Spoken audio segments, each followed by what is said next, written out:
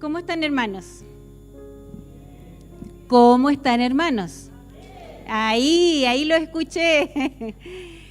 ¿Cómo llegó en esta tarde? ¿Con qué sentimientos en su corazón? A ver, quiero escucharlos. Agradecimiento. ¿Qué más? ¿Ah? Recogimiento. Ya, muy bien. Un día especial, ¿cierto?, para nosotros los cristianos. Aunque la muerte de Cristo siempre la tenemos muy presente en nuestras vidas.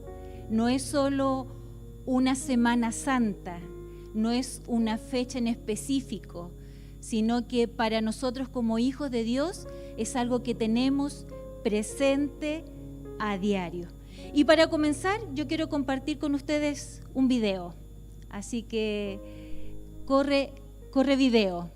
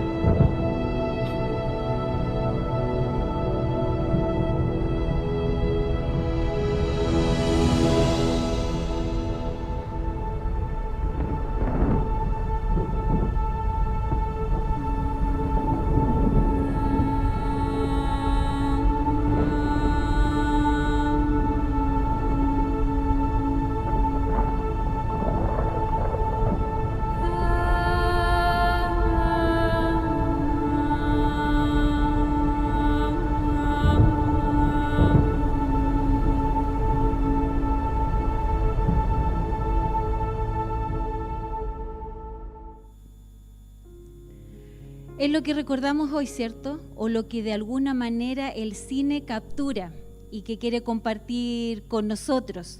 Y quiero de alguna manera hacernos ver lo que pudo haber sido ese día. Este video duró solo 4 minutos, pero lo que el Señor Jesús vivió ese día no fueron cuatro minutos. Y justamente el domingo pasado, Joaquín hablaba con respecto a la profundidad de la palabra y de cómo los discípulos no habían podido comprender a cabalidad lo que había significado la muerte de Jesús. Y justamente quiero llevarles a recordar un texto que leímos el domingo pasado, que era Camino a Emaús. No sé si lo recuerda. Iban de camino, ¿cierto?, 2 discípulos y en el camino se encuentran con un viajero. Y él los escucha conversando y se acerca a ellos a preguntarle de qué conversan. Imagínense que ellos podrían haber conversado de cualquier tema, pero lo que ellos habían vivido había sido tan relevante, tan importante, era la noticia del momento, que no había otro tema de conversación. Y es por eso que cuando Jesús, sin que ellos lo reconocieran, le preguntan de qué conversa, respondió uno de ellos, en Lucas 24:18, respondiendo uno de ellos que se llamaba Cleofas, le dijo: ¿eres tú el único forastero en Jerusalén que no ha sabido las cosas que en ella han acontecido estos días? Entonces él les dijo: ¿qué cosa?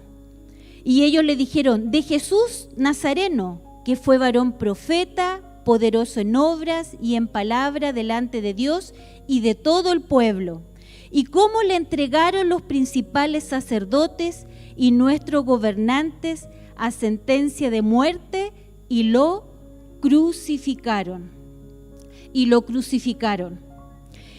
Los discípulos, a pesar de que habían experimentado la muerte de Jesús, habían vivido esas horas, en un principio, ¿cierto?, cuando lo tomaron detenido a lo lejos, a la distancia, pero yo creo que cuando ya Jesús iba camino a la cruz, ya de forma más presente, viendo y siguiendo todo lo que él estaba viviendo.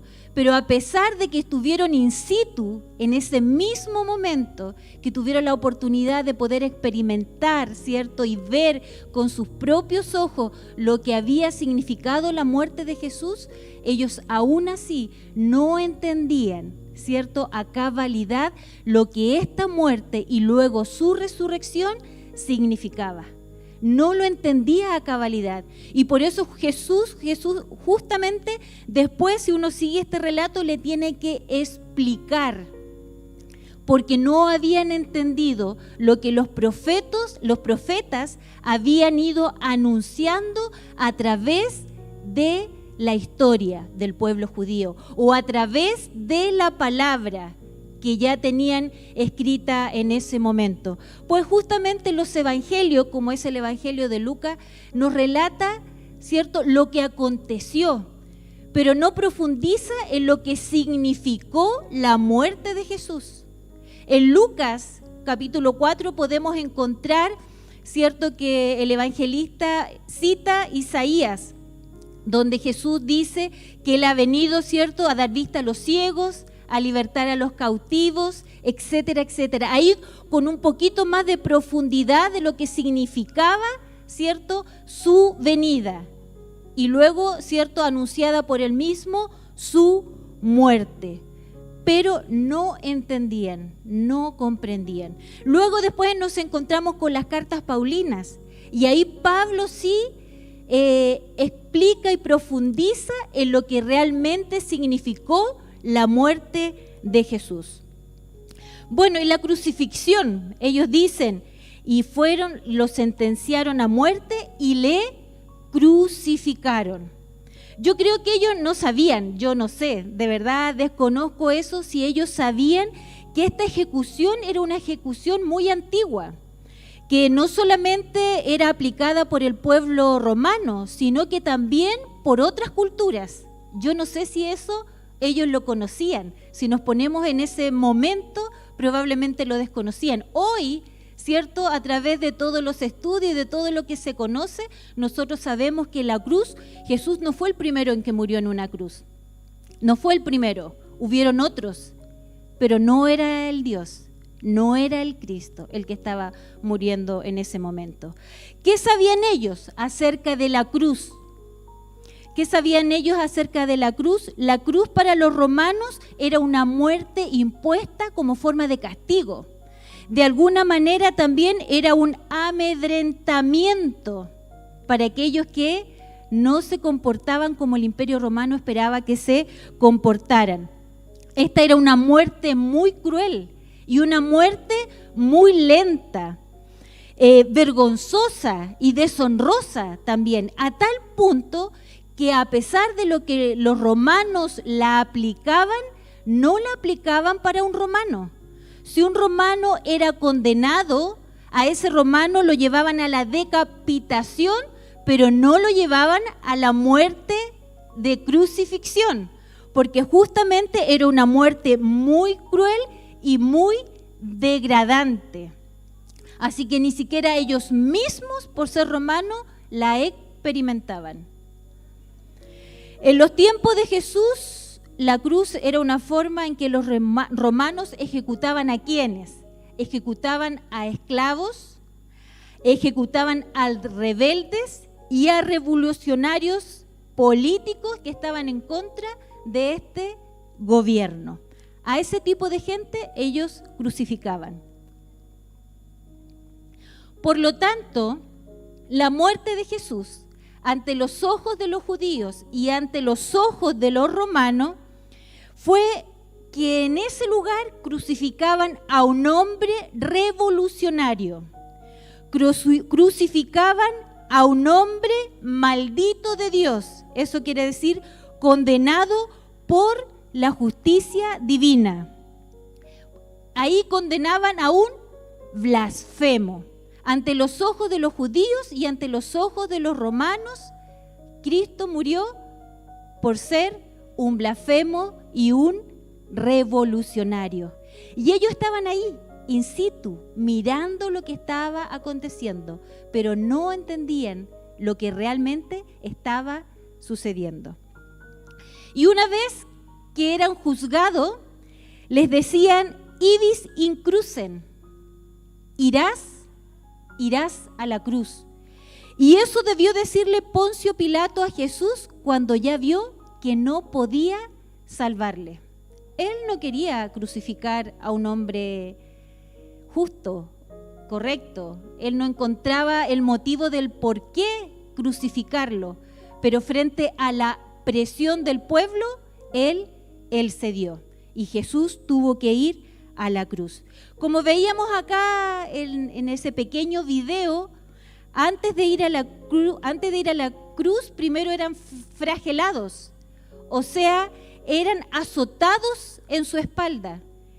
Dice que utilizaban varas de olmo, pero en el caso de Jesús, por lo que nosotros vemos, era un látigo de cuero que tenía en sus puntas un peso de plomo que ocasionaba mucho daño en su piel, en su cuerpo. De hecho, la imagen que nosotros acabamos de ver no es tan fuerte como la pasión de Cristo. Yo no sé si usted la vio. La pasión de Cristo, la imagen que comparten de Jesús es desgarradora, porque su piel está totalmente dañada y estropeada. Y luego de que ellos vivieran, ¿cierto?, esta flagelación, luego el reo tenía que llevar la cruz hasta el patíbulo, hasta el lugar donde iba a ser crucificado. Y por eso Jesús carga su cruz. Después de haber recibido todos esos azotes, Jesús tenía que cargar la cruz hasta el monte Calvario. Pero ahí también vemos que hubo alguien que le ayudó, que fue Simón de Cirene. Este hombre tomó ese lugar y ayudó a Jesús a cargar la cruz. Y a diferencia de lo que acabamos de escuchar o a diferencia de lo que acabo de decirles, el mensaje de la cruz es el mensaje central de la palabra de Dios. A través de toda la Biblia nosotros vemos que se fue mostrando, revelando, como decía Marcelo, ¿cierto?, los tipos de lo que iba a ser Jesús, como fue, ¿cierto?, Isaac y Abraham ahí, y se iba mostrando, ¿cierto?, hasta que llegó el momento de Jesús, de que Él muriera en la cruz. Pero a diferencia del concepto que había en ese tiempo, ¿cierto?, con los ojos que vieron morir los judíos y los romanos a Jesús, a diferencia de eso, Jesús subió a esa cruz, Jesús nos perdonó de los pecados y la transformó en un símbolo de amor y fe. Porque cada vez que nosotros vemos la cruz, no vemos a un esclavo crucificado. Cada vez que nosotros miramos a la cruz, nosotros no vemos a un revolucionario colgado y muriendo en ella cruz. Cada vez que nosotros miramos a la cruz, vemos un acto de amor y de fe, pero un acto de profundo amor. Porque a diferencia de sus discípulos que vivieron ello, nosotros hoy, con todo lo que hemos estudiado, con la posibilidad de tener la palabra en nuestras manos, nosotros podemos entender lo que realmente significó la muerte de Jesús. Entonces, gracias al Señor por esa cruz. Y este tema, no sé si ahí se vio, parece que no, lo he titulado Ante la cruz, ¿cuál es el sentido de la vida? Ante la cruz, ¿cuál es el sentido de la vida? Aunque nosotros entendemos que la importancia no la tiene la cruz, sino quien estuvo en aquella cruz. Él es el que tiene toda nuestra atención. Cristo, el que murió en esa cruz. Entonces diríamos, ante la muerte de Cristo en aquella cruz, ¿cuál es el sentido de la vida? El impacto, de verdad que el impacto que debe haber sido en ese tiempo la muerte de Jesús no debió haber sido menor. Jesús ya llevaba un tiempo recorriendo las calles, sanando enfermos, dando de comer a los que no tenían, ¿cierto? La gente vio sus milagros, Jesús era reconocido y en ese momento en que estaban celebrando la Pascua al pueblo judío, mucha gente llegaba desde los alrededores para poder estar ahí en esa celebración. Así que lo que debió haber impactado para la vida de esa persona no debió ser menor, porque no solamente vivieron lo que fue la crucifixión de un hombre, sino todo lo que aconteció a continuación. La tierra dice que tembló, y aún la palabra del Señor dice que hubieron algunos que se levantaron de sus tumbas. Eso no lo entendemos, pero la palabra dice que así fue, que así fue. ¿Qué impacto tiene la cruz hoy para nosotros en este tiempo? ¿Qué impacto tiene ese recuerdo? Yo sé que en esta fiesta vemos las películas y recordamos, y de hecho en eso yo me detenía a pensar que la cruz de Cristo no puede quedar en un recuerdo, no puede quedar en mirar al pasado 2000 años atrás. La cruz de Cristo tiene que ser algo tan real hoy para nuestras vidas. La cruz de Cristo tiene que ser algo tan real para la gente que está afuera. Y yo tengo que compartir, ¿cierto?, acerca de la cruz, de la muerte de Cristo, para que otras personas puedan experimentar ese día, ese momento en que Cristo murió en aquella cruz. Por su vida, por amor, murió Jesús. Y déjenme destacar, y quiero destacar en esta tarde, que no hay espacio en otras religiones para un Cristo que experimentó toda la carga y la existencia humana. En otras religiones no hay cabida para un Cristo que llevó en la cruz el pecado de toda la humanidad. En otras religiones no hay un Dios que se sacrificó por amor a la humanidad. No hay otra religión donde hable de un amor tan grande como el amor de Dios para nosotros. Solo en el cristianismo hay un Dios que descendió de los cielos y tomó la forma de hombre y fue muerto en aquella cruz, fue azotado y crucificado por amor a la humanidad. No hay otra religión que dé cabida a ese amor tan grande. Y como veíamos, a diferencia de los evangelios, las cartas paulinas sí relatan el significado de la muerte de Jesús, el alto precio que le significó a él, el costo que él mismo pagó en carne propia y el significado para nosotros, lo que ha significado para nosotros, el alcance que ha tenido para nosotros la muerte de Jesús. Y antes de invitarlos a leer una porción ahí en Filipenses, permítanme contarle una historia muy recurrente probablemente, de un día muy cotidiano para nosotros, especialmente para las que son mamás y tienen niños pequeños. Cuenta una historia que un día una mamá recibió una llamada de la profesora. ¿Cuántos niños hay aquí? Hay niños, ¿cierto? Bueno, este era un día que una mamá recibió la llamada de una profesora y la profesora le dice que quiere compartir con ella algo que sucedió ese día. Imagínense cómo estaba esa mamá, de preocupada. ¿Quién me irá a decir la profesora? ¿Qué hizo mi hijo? ¿Qué hizo mi hija? Bueno, ella quería compartir lo que había sucedido en una clase de escritura creativa que había tenido con los niños. Dice que ella comenzó, le contaba a la mamá, comenzó relatando una fábula, comenzó relatando una historia. Entonces le cuenta la historia de la hormiga y el saltamonte. Dice que la hormiga, y ustedes saben, ¿cierto, niños? Y todos sabemos que la hormiga trabaja todo el verano para tener comida en el invierno. Pero el saltamonte jugó todo el verano y no recogió el alimento para el invierno. Llegado el invierno, el saltamonte comenzó a tener hambre.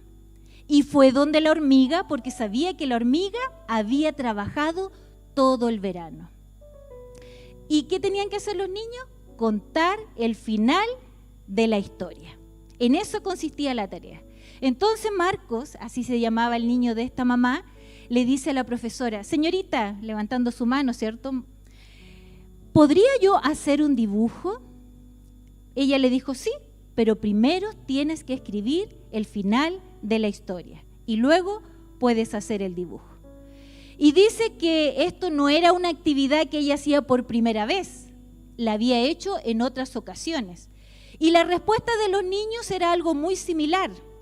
Algunos contaban el final de la historia y le decían de que la hormiga había compartido el alimento con el saltamonte, así que habían vivido felices juntos durante el invierno. Otros niños terminaron la historia diciendo: señor saltamonte, usted no trabajó durante el verano, así que yo no compartiré la comida con usted. Así que la hormiga vivió y el saltamonte murió. Pero a diferencia de los niños, Marcos había escrito algo muy diferente. Él puso: la hormiga le dio toda su comida al saltamonte, él vivió y la hormiga murió. Y la mamá le pregunta: ¿y qué del dibujo? Y la profesora le dice: al final de ese fin que él había puesto, hizo 3 cruces.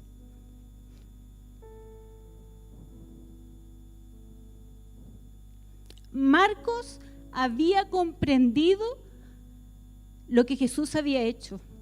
Él no solamente se había entregado en una parte, Él no solamente había compartido algo de Él, sino que se había entregado completamente, a tal punto de que costara su vida. Y bueno, fue un poco lo que Pablo también quería llevar a reflexionar a nuestros hermanos de la iglesia de Filipos. Busquemos ahí en la carta de los Filipenses, Filipenses capítulo 2, versos 5 al 8. Marcos entendía que era el ejemplo a seguir, ¿cierto? Ese ejemplo que Jesús había dejado. Filipenses capítulo 2, verso 5 dice: haya pues en vosotros este sentir que hubo también en Cristo Jesús, el cual siendo en forma de Dios no estimó el ser igual a Dios como cosa que aferrarse, sino que se despojó a sí mismo, tomando forma de siervo, hecho semejante a los hombres, y estando en la condición de hombre, se humilló a sí mismo, haciéndose obediente hasta la muerte y muerte de cruz. La entrega y muerte de Jesús debía impactar la vida de la iglesia de Filipos. Esta muerte y esta crucifixión debía impactar la vida a tal punto de cambiar su forma de pensar y sus actitudes. No menos que eso. Cambiar el pensamiento y cambiar también la actitud. Pablo le decía a estos hermanos: deben seguir el ejemplo de Cristo, pero no un ejemplo de tener que ir a la cruz, sino un ejemplo de renuncia, un ejemplo de entrega, de consagración, de dedicación. Porque Jesús, siendo el Hijo de Dios, fue humilde.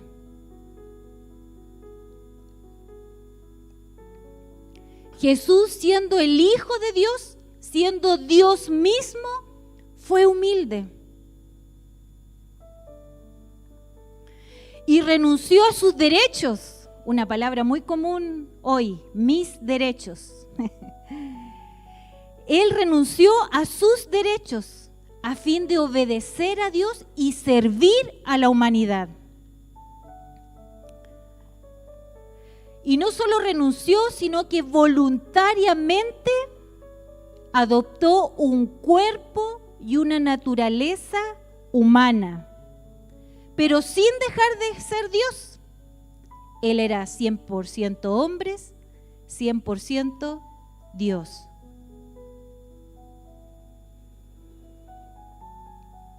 Pero no renunció a ser Dios, no renunció a su deidad, sino que dejó de lado el derecho a su gloria. Él dejó de lado su poder.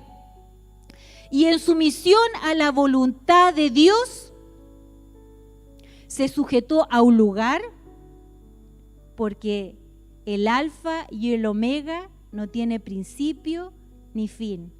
Pero Él se sujetó a un lugar, a un tiempo y a las limitaciones propiamente del ser humano, por sumisión a Dios.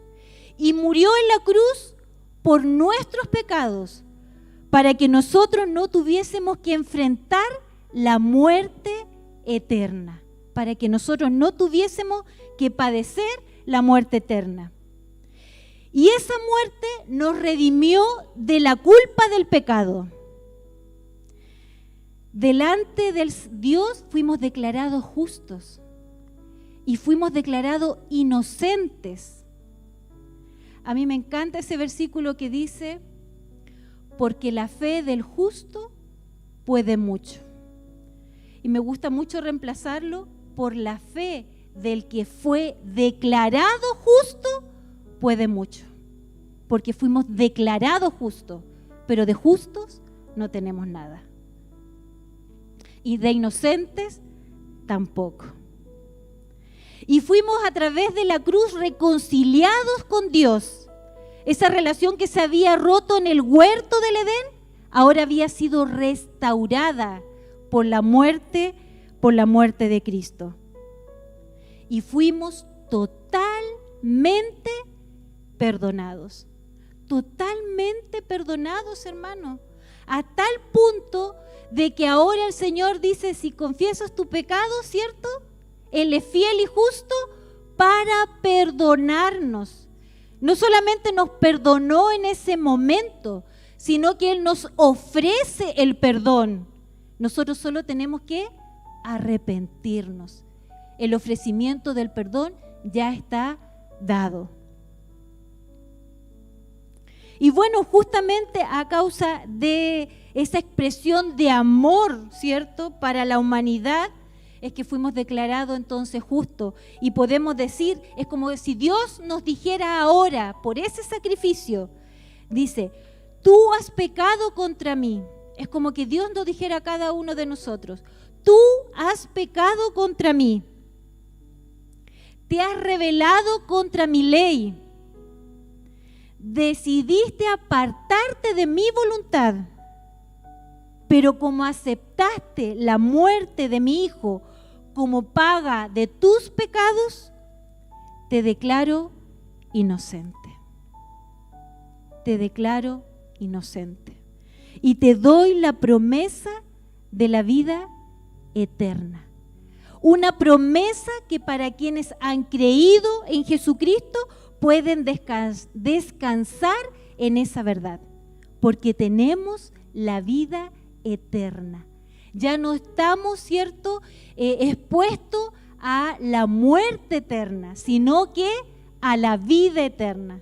Y saben que algo que me gustó mucho mientras leía acerca del tema, un escritor decía lo siguiente: en la cruz, la ira de Dios se unió con su amor infinito y produjo una ofrenda de sangre que limpia al más vil pecador. Nunca había visto esa figura de que en la cruz la ira de Dios se había unido a su amor infinito.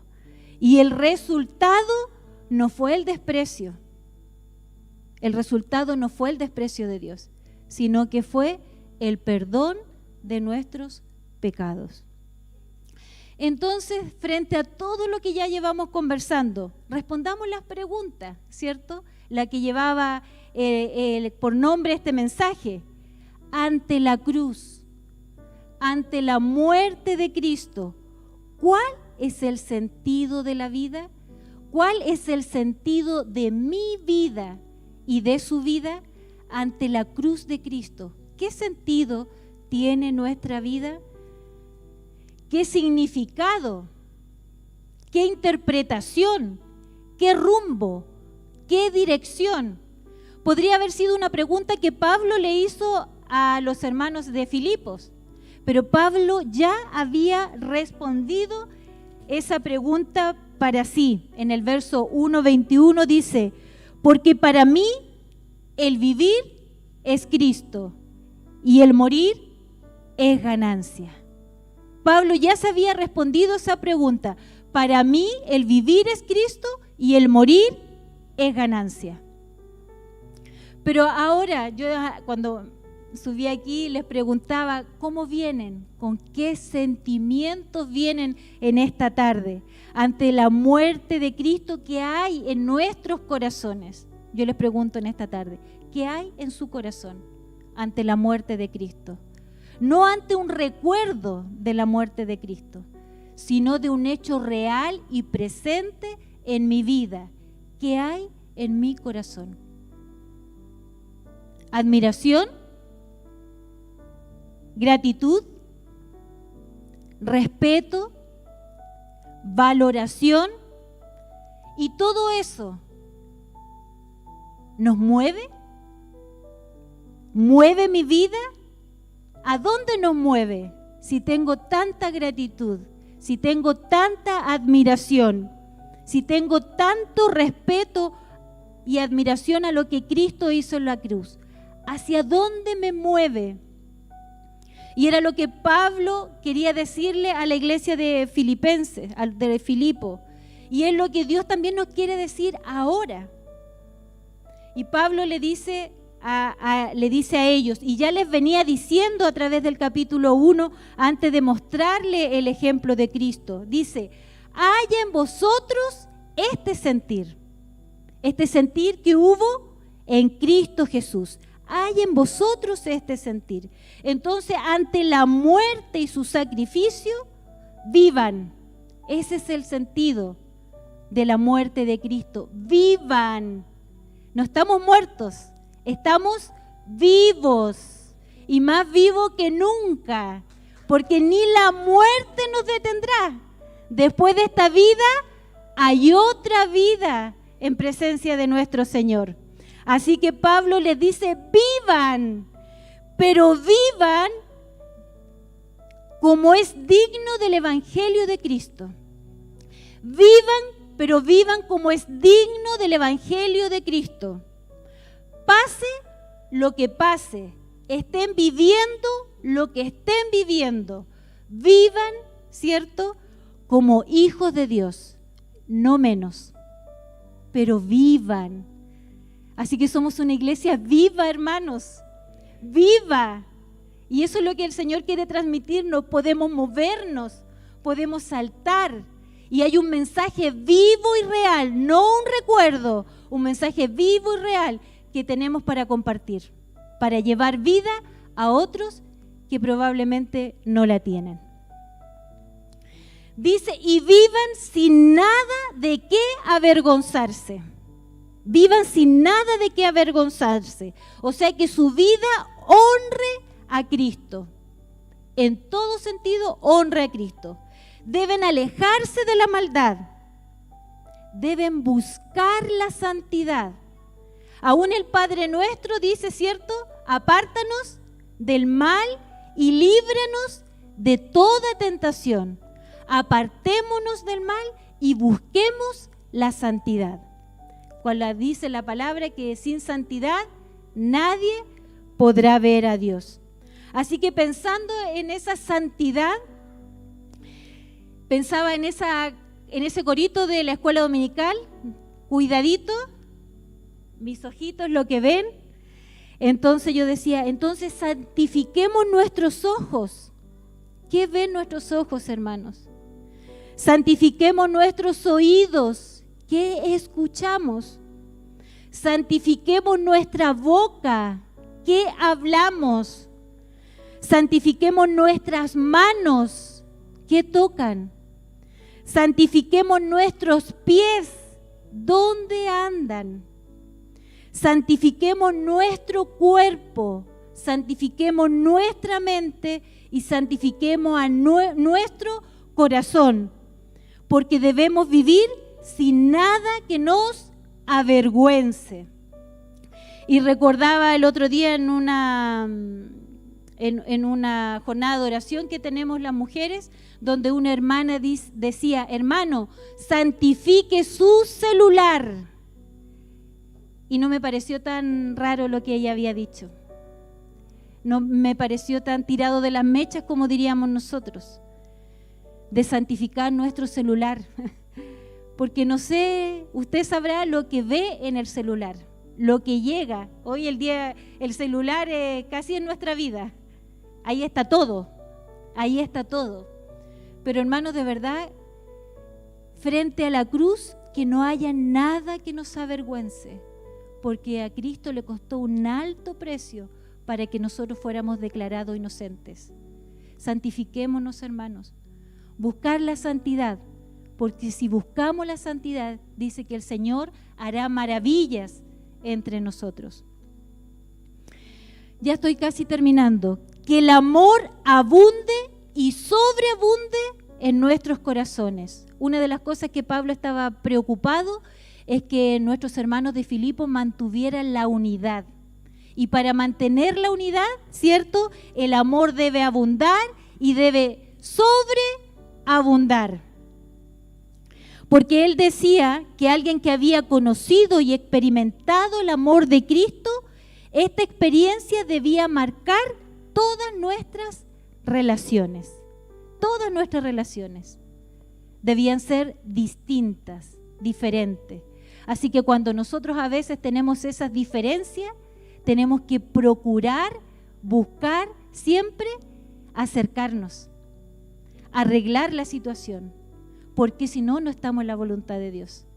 El Señor quiere que nos amemos y dice que sus discípulos serán reconocidos por el amor que hay en ellos. Así que, hermanos, si usted en esta noche no está amando, no está en la voluntad de Dios. Así que procure arreglar sus diferencias. Y si le cuesta amar, pídale al Señor que lo lleve a amar, como Él espera que amemos. Si conocemos la bendición de su amor, debiéramos mostrar amor a otros sin reservas y sin discriminación. Si ese amor sobreabunda en nosotros, debemos anunciar con valentía el mensaje de la cruz y sin temor, no como un recuerdo, sino como algo real en este día, como algo muy presente. Ese amor debe llevarnos a hacer el bien, porque la palabra del Señor dice que el que sabe hacer el bien y no lo hace, le es pecado. Así que ese amor debe llevarnos a hacer el bien y a buscar el bien de todos por sobre nuestras prioridades, como fue lo de la hormiga. Por sobre su necesidad, vio la necesidad del saltamonte. Y bueno, para ir concluyendo, hermanos, en los versículos 2:12, Pablo termina, o no termina, pero continúa después de este ejemplo de lo que era Jesús, dice: por tanto, hermanos, dedíquense a entender lo que realmente significa haber sido salvados por Dios. Dedíquense a comprender realmente lo que significó esa cruz. Y dedíquense a ver realmente qué les significa esa cruz hoy a sus vidas.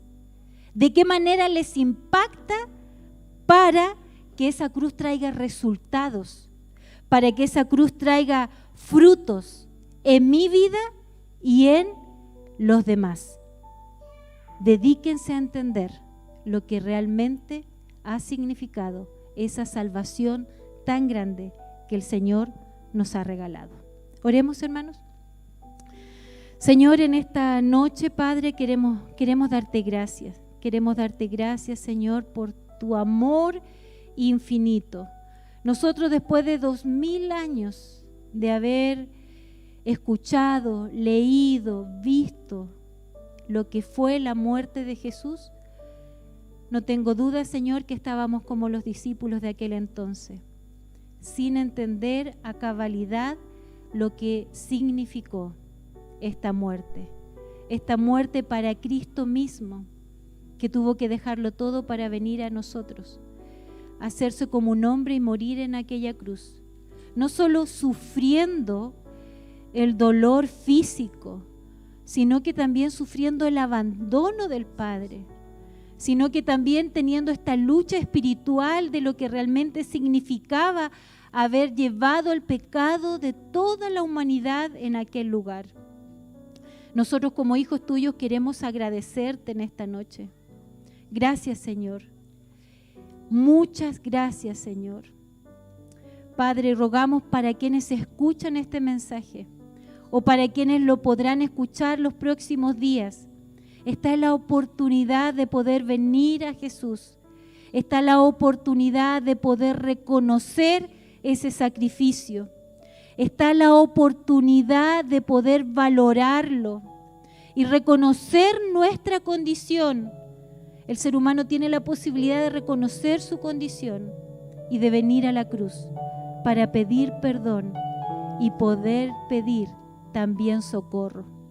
Gracias, Señor, te damos. Muchas gracias, Padre Santo, por todo lo que has hecho, porque cada uno de los aquí presentes es un testimonio vivo de lo que fue esa cruz y de cómo fue, como cantábamos hace unos minutos, el antes y el después de haber venido a los pies de Cristo. Gracias, Señor. Gracias por lo que sigues haciendo en nuestras vidas y gracias por lo que seguirás haciendo. En el nombre de Jesús. Amén.